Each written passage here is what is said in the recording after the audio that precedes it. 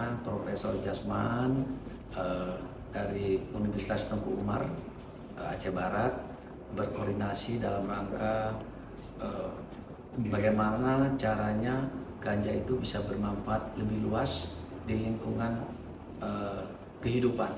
Nah, jadi riset ini moga-moga dapat berhasil dan bisa berkembang lebih baik lagi dan bermanfaat bagi manusia seutuhnya nanti.